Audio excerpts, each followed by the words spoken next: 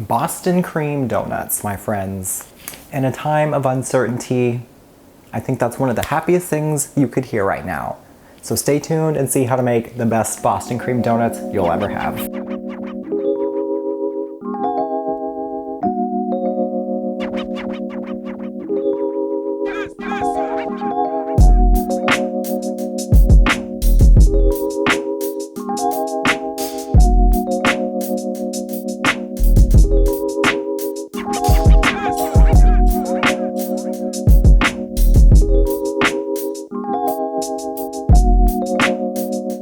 So times are very trying, uncertain, scary.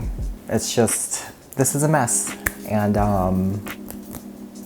all you can do is really get through it, do what you can to be responsible, help those around you, help yourself, and just get through it, my friends. It's a tough time. I know a lot of people affected by this. I'm affected by this. We're all affected by this. So I figured since I have so much time on my hands with this self-isolation, why not make some donuts today? The recipe for this can be found using the link in my description, so check that out. It will take you to my website where you can see all my other recipes. Go ahead and hit that subscribe button and the thumbs up button and leave me some comments down below, because during this period of having nothing to do, I'll be posting more content. So let me know what you want to see. Let's get started. In a saucepan, I am pouring 1.5 cups of milk. I'm gonna also add 2.5 tablespoons of cornstarch with 2.5 tablespoons of granulated sugar, and I'm gonna whisk this on a medium-high heat until it comes to a boil, a low boil, like a simmer actually, and you wanna cook that for 2 minutes until it's nice and thick like this. Now I have 2 large egg yolks, to which I'm going to add 1/4 cup of this hot mixture just to temper the eggs, and then I'm gonna pour this hot egg yolk mixture back into the pot, and you want to whisk this constantly for a couple minutes until it bubbles and it gets nice and thick. Then off the heat, I'm going to add 1.5 teaspoons of vanilla extract with 1/4 teaspoon of salt and a tablespoon of unsalted butter. Just whisk that until it's beautifully silky smooth. Pour it into a bowl, put some plastic wrap on it, making sure the plastic is completely touching the surface of the custard, and then you want to refrigerate this for about 2 hours until it's completely cooled and set in the fridge. That way we can pipe it nicely. Now for the dough, I've got 1 cup of milk heated to 95 degrees, to which I'm adding 2.5 teaspoons of instant yeast. Just give that a stir and let this sit for about 10 minutes until the yeast gets really nice and foamy. Now I'm going to add 4 cups of all-purpose flour to a bowl with 1.5 teaspoons of salt and 3 tablespoons of granulated sugar. I'm just going to whisk all of this gently together and set this aside. Now in the bowl of my stand mixer with the dough hook, you can see here my yeast is all nice and foamy. So to this bowl, I'm going to add 2 large room temperature eggs with 1.5 teaspoons of vanilla extract, 1/2 cup or 1 stick of unsalted butter that's melted and cooled to room temperature, and my prepared yeast here. I'm also going to add half of my flour mixture and gently mix this together until it comes together. And then I'm going to add the rest of my flour and beat this until it forms a nice dough ball like this.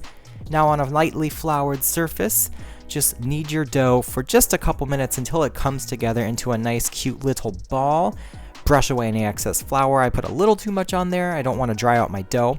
You can rotate the dough and kind of scoot it against itself like I'm doing here, just to create a nice little sphere of dough that'll rise really nicely and roll nicely as well later once it is all risen. Once you have your cute little dough baby, you're going to get a greased bowl and put it in there, give it a couple love taps. Cover it with a kitchen towel and let it rise in a warm spot for a minimum of an hour or until it's doubled in volume, just like this. Then you're going to dump it onto a clean, lightly floured surface, and you're going to start rolling this out until it is about 1/2 inch thick. Once your dough is 1/2 inch thick, use a 3-inch biscuit cutter. I couldn't find mine, so I'm actually being creative and using a glass here to cut 3-inch circles out of your rolled out dough.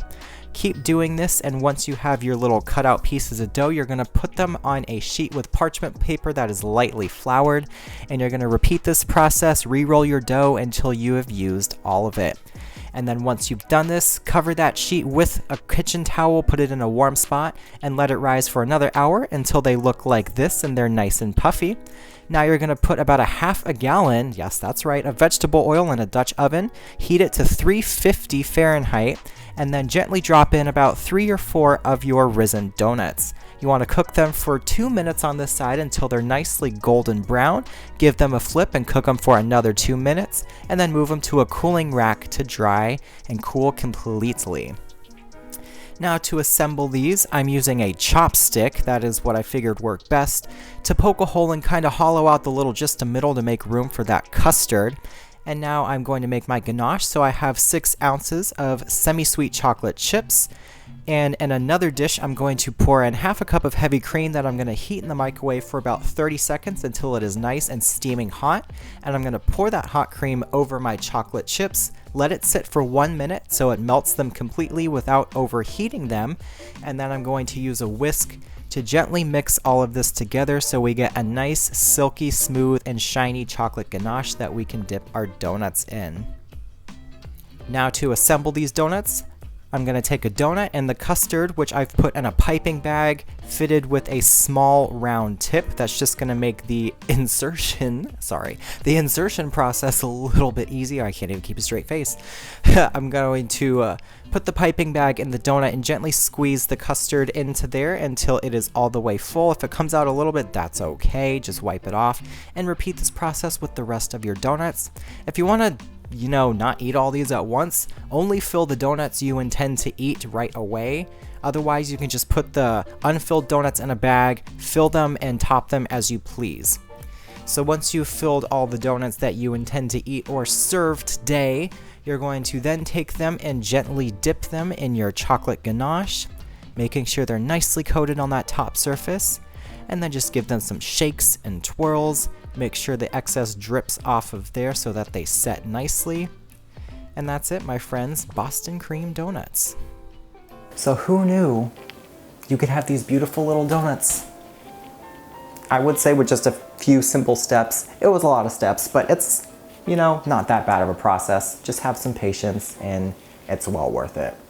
I mean,